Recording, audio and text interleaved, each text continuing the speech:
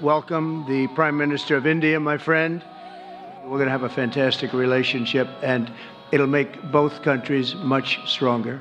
Mr. President, you spoke about Prime Minister Modi as a tough negotiator. Who was a tougher negotiator today, and who has a better negotiating tactic when it comes to tariffs? Oh, he's a much tougher negotiator than me, and he's a much better negotiator than me. There's not even a contest. Okay?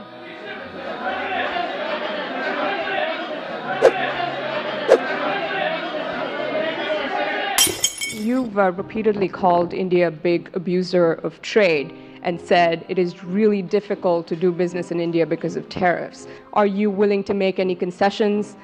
India's been, to us, just about the highest tariffed nation anywhere in the world. They've been very strong on tariffs, and I don't blame them necessarily, but it's a different way of doing business.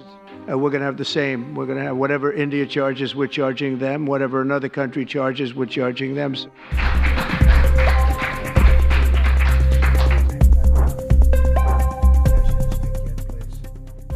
India traditionally is the highest, just about the highest tariff country. They charge more tariffs than any other country. But India is a very hard place to do business in.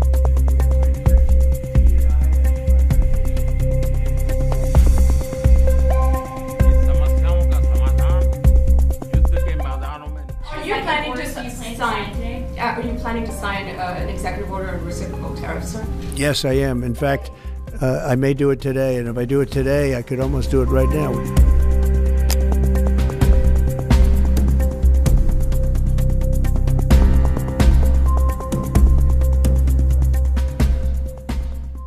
Do you expect any exemptions or waivers?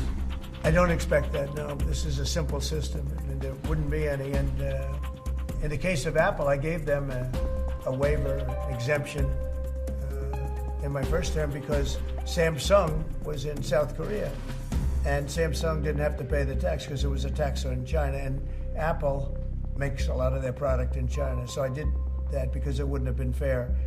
But now this applies to everybody across the board. This is a much simpler way of doing it, much better way.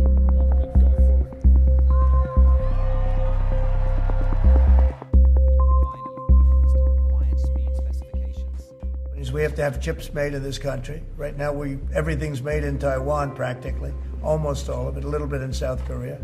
Taiwan took our chip business away. We had Intel, we had these great companies that did so well, and it was taken from us, and we want that business back. We want it back in the United States, and if they don't bring it back, we're not going to be very happy.